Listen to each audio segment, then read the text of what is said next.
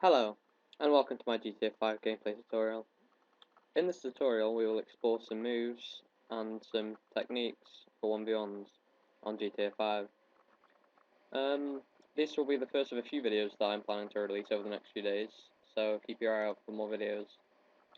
In this video we're going to look at 1v1s using pistols, since they are quite popular in the game, so let's get started.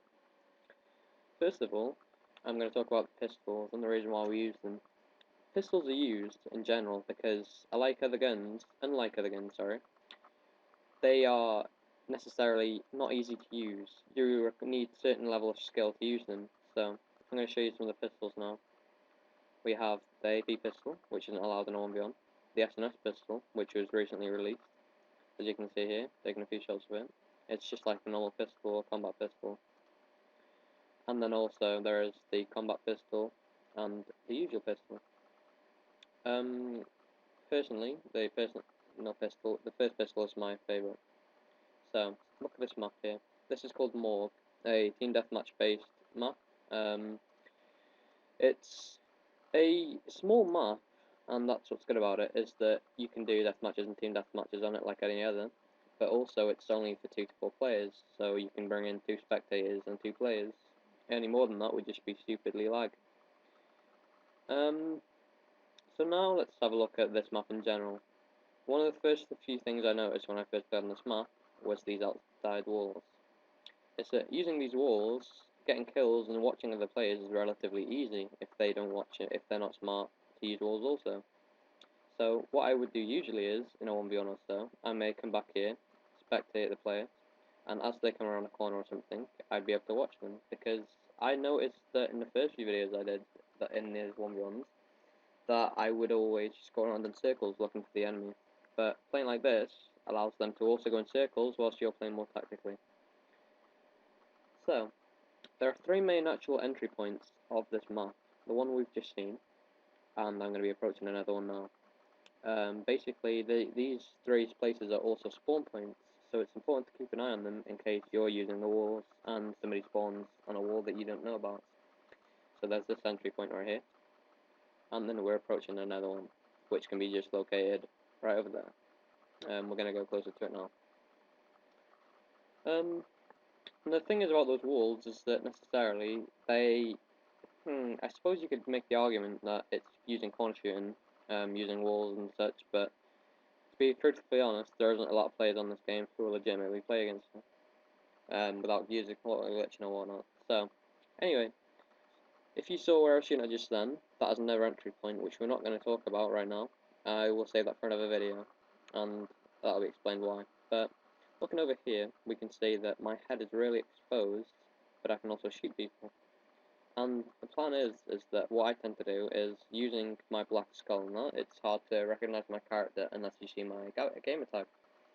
So I will necessarily use those larger walls to hide myself and shoot the opponent, whereas some people using down here don't realise the head is really exposed, as you can see. The thing is about those black bars also is, I'm not sure why, but it seems like they seem to absorb some damage, so using them is also quite handy. Okay, here are the spawns. The waypoint I've just marked is the actual map morgue itself. There's the spawn point. A spawn point can be found here. There's a spawn point here, and there's another spawn point right here. But on top of that, we have 3 additional spawn points, which are here. There's one spawn point here, and you will also find another spawn point in a few seconds towards the back, which I'm going to show, but we're not going to use again. You may also spawn here. So, with that in mind, it's important to keep those spawn points in your mind in general if you're going to 1v1 on this map, because if you know where the spawn points are, again, like I've said previously, it allows you to not die so much from people coming up and sneaking on you. Maintaining a basic idea on the spawns is vital if you want to go for the high kill streaks or high wins in the deathmatch. So, right now, I will save this for later, but what I'm showing is how to get the spawns to your advantage. So, pretty much this map works with a simple, wherever you are, the other player will spawn to the opposite. So like I'm showing here, if you kill someone there, they will appear on the other side, right opposite to where your spawn point was. But of course we're going to go into this in more detail with another player in a few minutes. So with that basic principle, keeping that idea in your head also is really, really handy. So you can actually get a spawn kill going on. And those are two other popular spawns. Okay, so now we're going to move on. Now we're going to be moving on to spawns. So, I've started a deathmatch with my friend, Don Canasano, who has kindly offered to volunteer for this video. So a special thank you to him. Basically, I'm going to demonstrate my point about the spawn points, which was just covered, about how using spawn points you can find where people are without actually using Leicester or without having any knowledge of the map, just by sticking to a simple rule. So, what I'm going to do is I'm going to show how the spawns work on this map especially, a most popular map for 1v1s. So, here we are. I've placed points of interest to show the spawn points, so you can see that they are genuine spawn points, and so you can also see where you'll spawn. So we're going to call Leicester to show him appearing at these spawn points. So, here we are.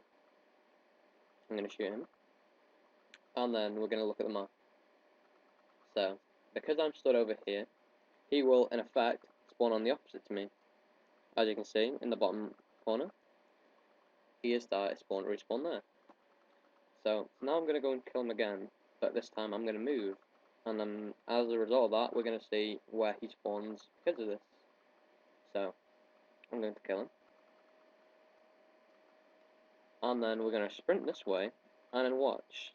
If I sprint over to here, where he previously spawned, in this general area, he's going to spawn back where I was on the opposite side. So, this works on all angles of this map, especially.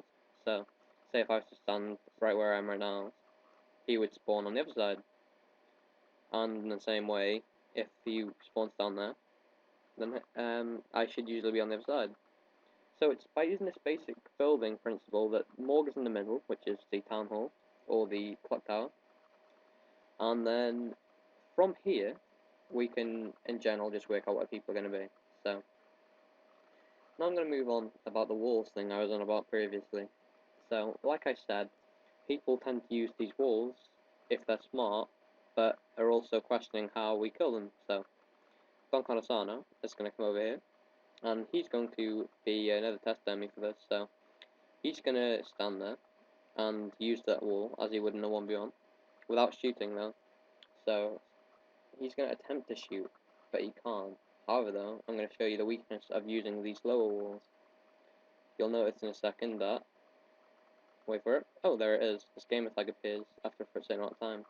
So, because he can't directly shoot me, because this wall's too high for him, I can kill him.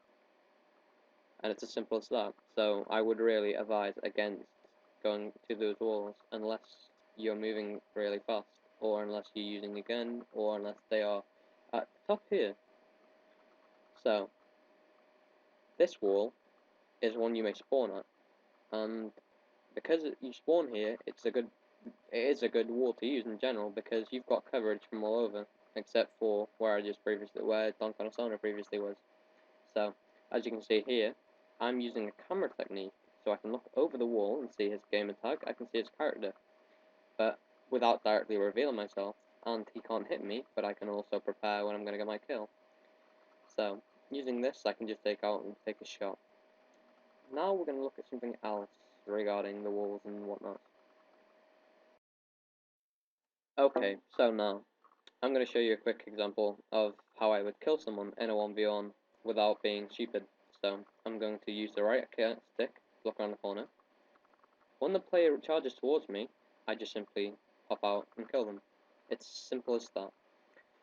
The reason why I do this is so that other player has no possible excuse, whether I'm using corner glitching or whatever, because I'm coming directly out, and also it's so simple to get the use. It's so easy, people just don't think of it. So, anyways, as you've seen that there, You may also want to consider using simple aim over complex, just because it's so much simpler to get headshots with, and for using all types of weapons. The only weapon it serves as a disadvantage for is the shotguns, and that's just because of their range. Aside from that though, it used to be fine. So now then, I'm going to show you something else that could help you out in a 1v1. As you can see here, the dot is really easy to line up on a player. I'm going up and down on them for now. So basically, I'm going to show you a quick demonstration of how handy headshots can be on this game. Now then, as you may notice in the corner, I have full body armor and health on. Don Canasano here has just spawned and only has health. So what's going to happen is that we're both going to roll when we're both ready, and basically we're going to see who can kill each other first. I'll be going directly for the body shots, and as you've just seen there, his one headshot was enough to kill me fully. So yeah, just keep an eye out for that